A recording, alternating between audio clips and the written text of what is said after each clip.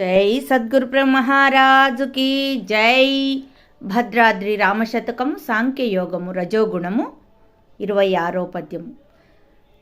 కామంబు క్రోధంబు గర్వంబు గల్గుట కామ్య సంగతులహంకారపడుట పరరాష్ట్రముల మీద పంతంబు సేయుట పరధనంబుల మీద భ్రాంతి పడుట వారకాంతల పొందు వాంఛింపుచుండుట నేరములెన్నైన కోరి వినుట డంబముద్యోగ మార్గంబుల మెలగుట యుద్ధ రంగంబున సంసిద్ధమగుట భోగ భాగ్యము గోరుట పొగడుకొనుట లాలితంబుగా రాజస లక్షణములు రమ్య గుణధామ భద్రాద్రి రామ పరశురామ నరసింహదాస సంరక్షితాహ్వా.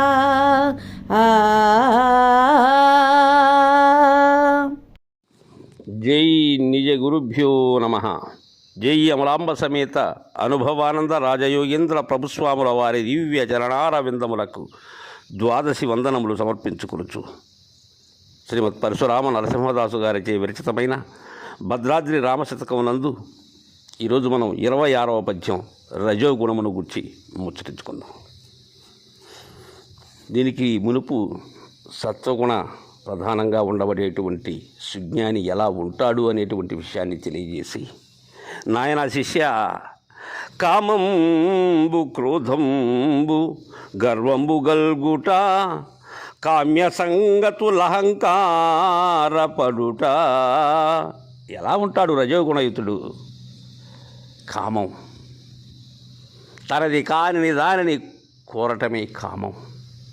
అది లభించనప్పుడు కలిగేటువంటిదే క్రోధం. తదుపరి గర్వం. ఇక తనకు ఇష్టమైనటువంటివి ఏవైతే ఉన్నవో వాటి మీద అవి కలగనప్పుడు మమకారం, అహంకారం కలగటం. ఇది వీరి యొక్క లక్షణం. ఇంకా పరరాష్ట్రముల మీద పంతంబు సేయుట పరధనముల మీద భ్రాంతి పడుట. తనది కానటువంటి, తన స్వాధీనంలో లేనటువంటి, తనకు చెందనటువంటి ఇతరమైనటువంటి భూముల మీద కానీ లేక ఇతర రాష్ట్రముల మీద కానీ వాటి మీద పంతం పెట్టుకోవటం, అవి పొందాలి, అలాంటివి నాకు కావాలి అనేటువంటి పంతం, నెగ్గాలి అనేటువంటి పంతం. ఇక ఇతరుల యొక్క సిరి సంపదల మీద భ్రాంతి పడటం, తనకున్న దాని మీద కాదు, తనది కాని దాని మీద పడేటువంటి వ్యామోహం, ఆ భ్రాంతి, అది శాశ్వతము అనేటువంటి విధానం. ఇంకా వారకాంతల పొందు వాంఛింపుచుండుట నేరములెన్నైన గోరి వినుట. తన యొక్క సహధర్మచారిణిని కాదని పరాయి కాంతల మీద, వారి మీద మమకారం పెంచుకొని వారి యొక్క పొందును నిరంతరం కోరుకోవటం అనబడేటువంటిది ఈ రజోగుణ లక్షణం. ఇక వినకూడనటువంటి నేర ప్రవృత్తి కలిగినటువంటి కార్యాలు ఏవైతే ఉన్నావో వాటిని చెవియుగ్గి వినటం, అవి వినకూడనటువంటివి, వాటిని కోరుకొని మరీ వినటం. ఇంకా డంబముద్యోగ మార్గంబుల మెలగుట యుద్ధరంగమున సంసిద్ధమగుట. ఎలా ఉంటుందంటే, డంబం, నిరంతరం కూడా తనను తాను అతిగా ఊహించుకుంటాడు. అలాంటి ఇతరులకు హాని జరిగేటువంటి ఉద్యోగాలు అట్టహాసంగా తన యొక్క పెత్తనం చలామణి కావాలి అనేటువంటి ఆ పదవులు ఏవైతే ఉన్నావో ఆ మార్గాల కోసం అన్వేషించటం, వాటిలో మెలగటం, ఇంకా ఇతరులతో కయ్యానికి నిరంతరం కాలు దూవటం, యుద్ధరంగం అనుకు సంసిద్ధంగా ఉండటం. ఇంకా శిష్య, భోగభాగ్యము గోరుట పొగడుకొనుట, ఈ అష్టభోగాలని కోరుకోవటం, సిరి సంపదలు తనకు అందరికన్నా అధికంగా ఉండాలని కోరుకోవటం, తన్ను తాను గొప్పవాడిగా పొగడుకోవటం, అందరిలో నేనే శ్రేష్ఠుణ్ణి అనేటువంటి డాంబిక స్వభావం, లాలితంబుగ రాజస లక్షణములు, ఇవి శిష్య రాజస లక్షణాలు. సత్వగుణము కొంతమేర ఉంటుంది, అయినా సరే తమో గుణము యొక్క ఛాయలు అధికంగా ఉంటాయి ఈ రజోగుణంలో. ఇది సత్వములకు తమస్సుకు మధ్యలో ఉండబడేటువంటిది. ఈ కామక్రోధ గర్వ కర్తృత్వ పరరాష్ట్ర పంతము, ఈ పరధనేషణ, పరస్త్రీ సంగమం, నేరాలు వినటం, డంభం, ఈ యుద్ధరంగంలో దాని గురించే చింత, భోగేచ్ఛ, ఆత్మస్థుతి, ఈ గుణాలు కలిగినటువంటి వాడు రాజసుడు. అందుకే మనకు గుణత్రయ విభాగ యుగంలో రజోరాగాత్మకం విధి తృష్ణా సంగ సముద్భవం తన్ని వర్ధాతి కౌంతేయ కర్మసంగేన దేహినం అంటాడు గీతాచార్యుడు. అంటే రజోగుణము రాగాత్మకం, తృష్ణ నుండి ఉత్పత్తి కలుగుతూ ఉన్నది. ఇది జీవునకు వివిధములకు కర్మముల యందును రాగమును కలిగించి వివిధములకు ఫలములను పొందవలనను ఆశను పురికొల్పి బంధిస్తూ ఉన్నది. అంటే అసలు రజస్సు అంటేనే ధూళి, అష్టాను ప్రమాణ రజహ అని. ఈ రజోగుణ ప్రభావంతో నిర్మలమైనటువంటి సాత్విక స్వభావం ఏదైతే ఉన్నదో ఆ ధూళి, దానివల్ల నరుడు వానరుడవుతున్నాడు, జనుడు జనుడైపోతున్నాడు. ప్రకృతి శక్తి రజోగుణం అనే అమోఘమైన మంత్రదండంతో ప్రతి జీవిని రంజింపచేసి తన యొక్క వలను వేసుకుంటుంది. ఎలా ఉంటుందంటే ఈ రజోగుణయుతుని యొక్క విధానం, కోటి మంది చేసే వ్యాపారాన్ని ఇది ఒక్కటే చేయాలనుకుంటుంది. శతకోటి మంది భార్యలు చేసే సంసారాన్ని ఇది ఒక్కటే చేస్తానంటుంది, చేస్తుంది. ఇది సృష్టికంతా కులదేవత. తాను కోపిష్టి, తన మాట పాపిష్టి, తన పని రోగిష్టి, వీటితో కూడి ఆడించే రజోగుణం ముదనష్టి. తన రూపం రాగం, తన విలాసం భోగం, తన వృత్తిలో రోగం, క్రోధము లోభము అనగా కరదోషనాథులు. కాముడు కామరూపుడు. కామం విఫలిస్తే క్రోధమవుతుంది, సఫలిస్తే లోభమవుతుంది, కపలిస్తే మదమవుతుంది, చపలిస్తే మోహమవుతుంది. తెగని ఆకలి, తీరని దప్పిక, కుదరని జబ్బు, కొరగాని కోర్కెలతో నిడి కోరలు గల రక్కసిలాగా చిందులు త్రొక్కుచు నిప్పులు గ్రక్కుచు ఈ పాపిచ్చే రజోగుణానికి అద్దులేని ప్రవర్తన, ఆపలేని కోరికలు ఈ రజోగుణానికి జన్య గుణాలివి. జ్ఞానానికి ఇది ప్రబల శత్రువు. తమో గుణము దీనికి చేదైన విషం, రజోగుణం తీయని విషం.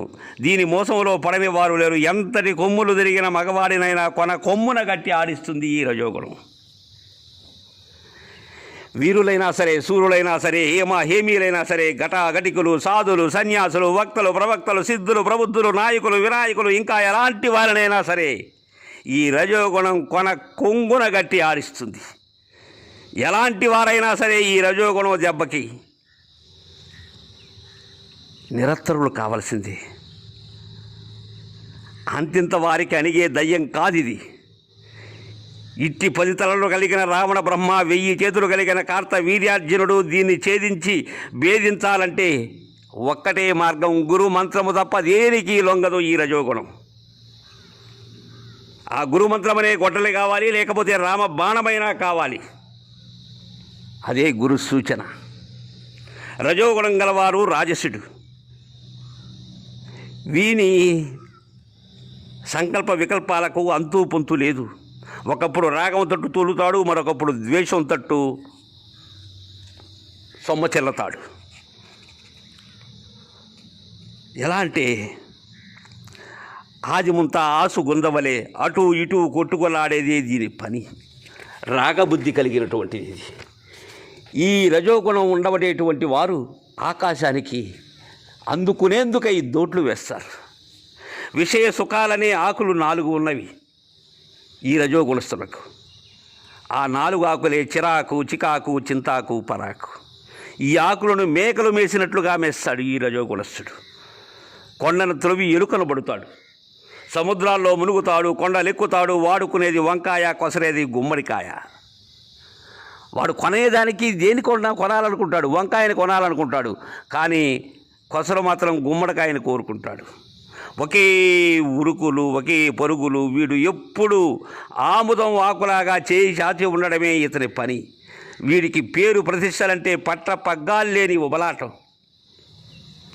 ఎలా ఉంటుందంటే మనస్తత్వం, స్వర్గంలో తిండి తిప్పలు దొరకవేమో, ఇప్పుడే సరఫరా చేసుకుంటాను అంటాడు వీడు, ఈ రజోగుణస్థుడు. వీడు ఆశా వివాహానికి ఇల్లిటపు అల్లుడు. ఎలా అంటే రాజసికులు, ఈ రజోగుణ కలిగినటువంటి వారి రాజ్యంలో ధర్మం పేరిట అధర్మం నూనె లేకుండానే వెలుగుతుంది. భోగాలను వాడు తినడు, వానినే భోగాలు తింటూ ఉంటాయి. వాని ఐశ్వర్యం ధనలక్ష్మి కాదు, ధన పిశాచం. సుఖ దుఃఖములు వానిని ఏతం త్రుక్కుతూ ఉంటాయి. పొట్ట పూడ్చుకోవటం, జేబు నింపుకోవటం వాడికి పురుషార్థం. పెద్దలు బ్రతికి ఉండగా పిడిగుడు అన్నం కూడా పెట్టడు, కానీ వారు సచ్చినాక తద్దినాలు పెడతాడు. అనుకూల సింధు ధర్మశాస్త్రమే వారి యొక్క వాదం. నీతి మాత్రం శకుని నీతి. వారి భోగానికి హద్దు ఉండదు, పద్దు ఉండదు. తపస్సు కోసం అడవికి పోయినా సరే అక్కడ కూడా వ్యాపారాన్ని గురించి ఆలోచిస్తాడు. ప్రతి దానిలో వ్యాపార కోణంలోనే చూస్తాడు. కడుపులో చల్ల కదలకుండా, కాసు వీసం ఖర్చు కాకుండా, కాలెత్తి బయట పెట్టకుండా, ఎలాంటి ఇబ్బందులు పడకుండా, ఆ కాళ్ళ దగ్గరకు గాన మోక్షం, కలియుగంలో ఉన్న మోక్షమంతా వస్తే కండ్లారా చూసి కడతేస్తాను అనేటువంటి భావం వీడిది. వీడు అన్ని దేవతలకు టోపీలు పెట్టేస్తాడు. ఇంట్లో ఒక దేవుడు, వాకిట్లో ఒక దేవుడు, వీధిలో ఒక దేవుడు, పొయ్యి దగ్గర ఒక దేవుడు, పులిమేరులో ఒక దేవుడు, బజార్లో ఒక దేవుడు, ఇలా లెక్కే లేదు. తలనొప్పికి ఒక దేవుడు, కడుపు నొప్పికి ఒక దేవుడు, తల వెంట్రుకలకు ఒక దేవుడు, దినం ఒక దేవుడు, వారానికి ఒక దేవుడు, నెలకు ఒక దేవుడు, సంవత్సరానికి ఒక దేవుడు, యుగానికి ఒక దేవుడు, జగానికి ఒక దేవుడు. ఇకపోతే కూర్చుంటే ఒక మంత్రం, కూడు తింటే ఒక మంత్రం, లేస్తే ఒక మంత్రం, పడుకుంటే ఒక మంత్రం, ప్రయాణికి ఒక మంత్రం, పని చేస్తే ఒక మంత్రం, సస్తే ఒక మంత్రం, బ్రతికితే ఒక మంత్రం, స్నానం చేస్తే ఒక మంత్రం, ఉదయం ఒక మంత్రం, మధ్యాహ్నం ఒక మంత్రం, సాయంత్రం ఒక మంత్రం. ఈ రజోగుణస్థుడికి ఉన్న దేవుళ్ళకి మంత్రాలకు లెక్క లేనే లేదు. ఒక దేవుడు ఒక మంత్రం మీద ఏనాడూ తృప్తి పడడు. ముందు పొగడడం, వెనక నిందించడం వీడి యొక్క ఆచారం. సంసారాన్ని అభివృద్ధి చేసుకునే కోరికలే కోరుతాడు. ఎలా ఉంటాయంటే వీడి కోరికలు, స్వామి నన్ను కాపాడు, నా వారిని కాపాడు, నా రోగం పోగొట్టు, నాకు భోగం రప్పించు, నా ఖజానా నింపు, నా రాజ్యాన్ని గెలిపించు, నా వ్యాజ్యాన్ని గెలిపించు, ఈ దండంతో సరి అని శుష్క ప్రియాలతో, శూన్య హస్తాలతో తంతు నడవాలి. అలా ఉంటుంది. వీడు, ఈ రజోగుణస్థుడు ఏనాడు కూడా శాంతంగా ఉండలేడు. అలా ఎప్పుడూ కూడా నిరంతర ఆలోచనలతో సతమతం అవుతూ ఉంటాడు ఈ రజోగుణస్థుడు. అందుకే కామ, క్రోధ, గర్వ, కర్తృత్వ, పరరాష్ట్ర పంతము, పరధనేషణతో నిరంతరము కూడా ఈ ఆత్మస్థుతితో అల్లాడుతూ పొరలాడుతూ ఉంటాడు ఈ రాజస గుణము కలిగినటువంటి వాడు అని మనకు తెలియజేశారు. తరువాయి పద్యం తమో గుణాన్ని రేపు ముచ్చరించుకుందాం. జై గురుదేవా.